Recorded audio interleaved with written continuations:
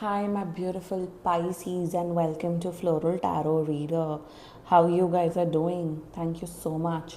जिसने भी मेरा चैनल सब्सक्राइब किया, it really means a lot.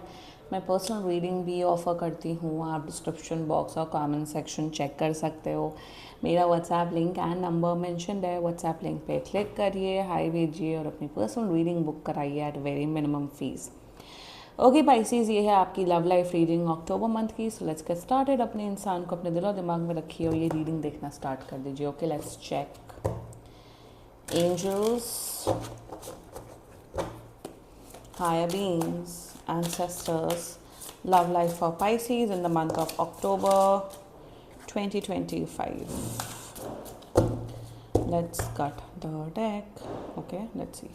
Current energies of your person is Six of Swords. Okay, intention of your person, High Priestess. Future action of your person, the Fool. क्या बात है. Your energy, strength, and future of this overall connection, Ace of Swords. What of the deck is Seven of Wands in reverse. सबके clarify निकालते हैं, ठीक है. Okay, clarify me all the cards, angels. Six of Swords, clarify. Temperance, the High Priestess, Eight of Swords, the Fool, Four of Cups, Strength. Good. Mother of Pentacles, Pisces, very good. You need that energy, Pisces. And Ace of Swords, Four of Wands. Good. Bottom of the deck is Father of Swords. Very good, Pisces. चलिए जोडियाक sign बता देती हूँ आपको. आपके person का जोडियाक sign हो सकता है Leo, Aquarius, another Pisces and Jamuna, Libra, Aquarius. बाकी आपका पर्सन जिस भी जोडियाक साइन का हो, आप तब भी ये वीडियो देख सकते हो. आई एम सॉरी अगर पटाखों की आवाज़ आ रही हो. Can't help it. Okay, anyway mic मैंने पकड़ लिया है, ठीक है. Very nice Pisces. मैं बहुत खुश हूँ, बहुत ज़्यादा खुश हूँ. आपने अपने ग्राउंड्स, अपने मॉरल्स, अपने इमोशंस, सब कुछ, अपनी मेंटालिटी, सब सब आपने एकदम स्ट्रेट फॉरवर्ड क्लियर रखी है. एंड शुरुआत करते हैं. आपका जो ये पर्सन है ना, ओवरऑल मैं थोड़ा एनर्जी बता दूँ, थोड़े भयभीत रहते हैं, कंफ्यूज बहुत रहते हैं.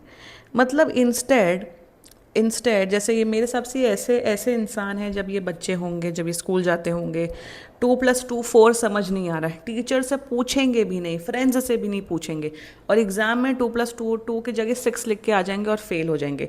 मतलब इसका ये है कि कोई भी प्रॉब्लम, कोई भी इश्यूज़ होते हैं, उसे डिस्कस ही नहीं करते सामने वाले से. एंड इसी वजह से यहाँ पे प्रॉब्लम्स क्रिएट हो रही हैं.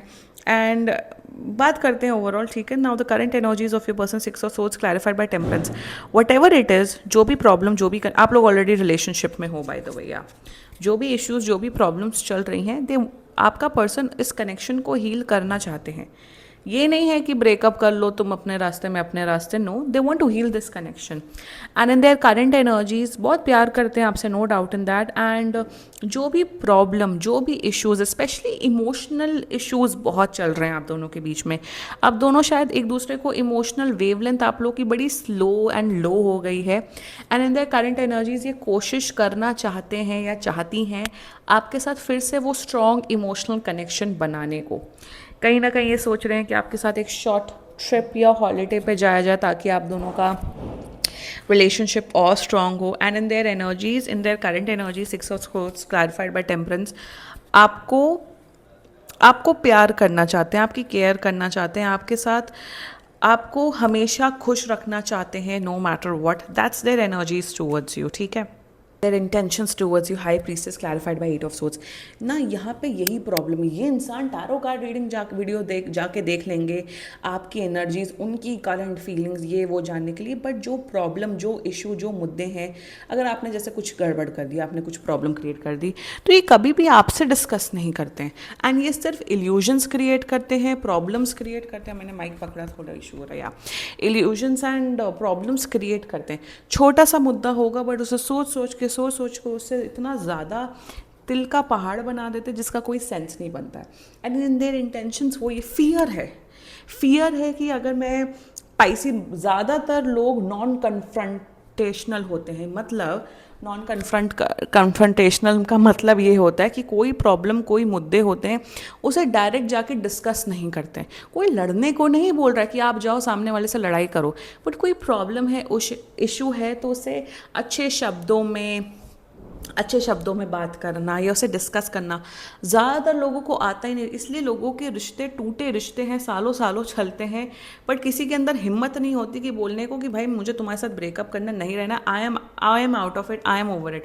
क्योंकि कहीं हम बुरे ना बन जाए, कहीं हम दुश्मन ना बन जाए।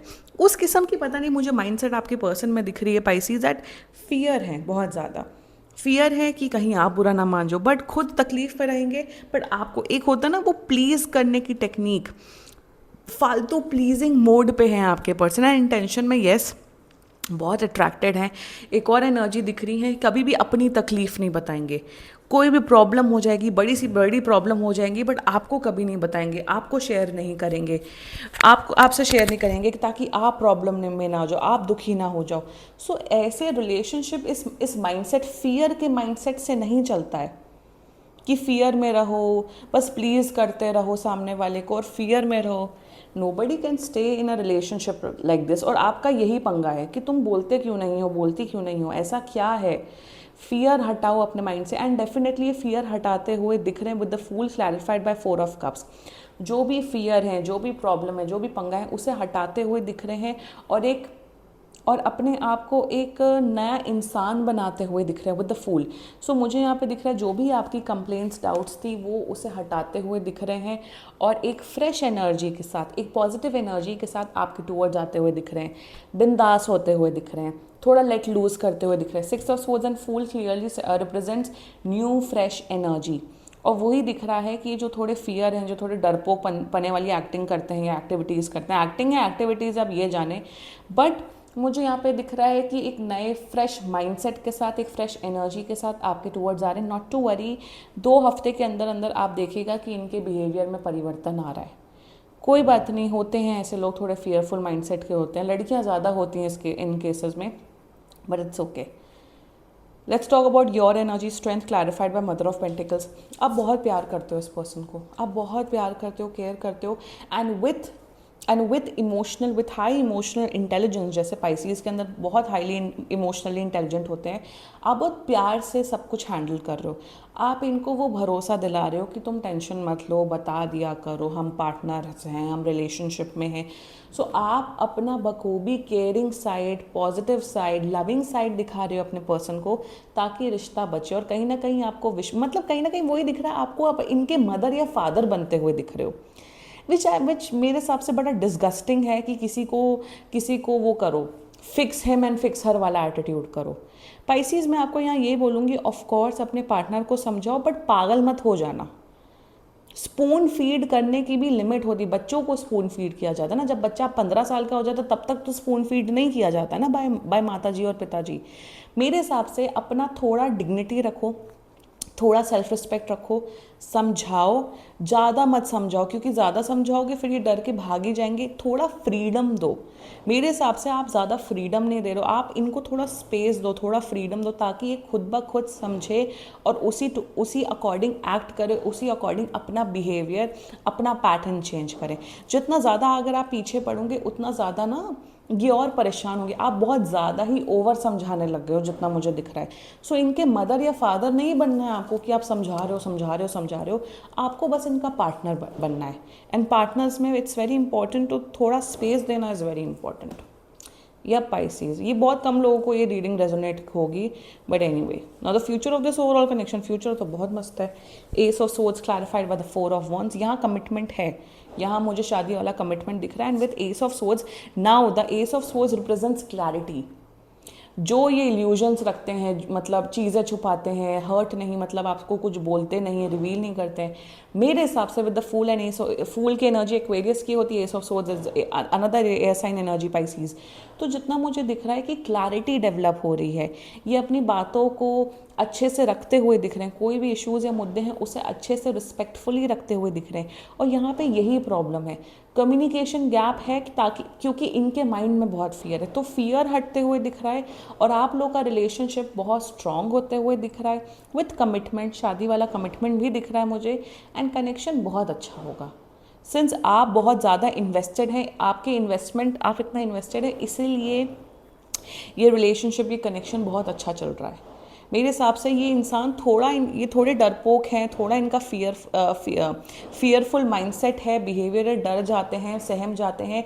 बट आप एक ऐसा इंसान इनकी लाइफ में आया है जो वो स्ट्रेंथ दे रहा है, वो केयर कर रहा है, वो प्रोटेक्शन दे रहा है, वो प्यार कर रहा है, ताकि ये इनकी पर्सनैलिटी उभरे, एक अच्छे इंसान बने और फियरलेस इंसान बने। आई थिंक यही एक आप लोग का, आई थिंक, सोल पर्पस होगा आप दोनों का। या हाँ, सो ब्यूटिफुल ना Pisces. Anyway, this was your reading. Claim कर सकते हो आप लोग ये रीडिंग। एंड बाकी सीरियसली कोई भी इशू हो, पर्सनल रीडिंग बुक कराइए, क्योंकि ये बहुत जनरल रीडिंग होती है। And if you liked my video, so please like, comment, share and subscribe to floral tarot reader. Bye bye.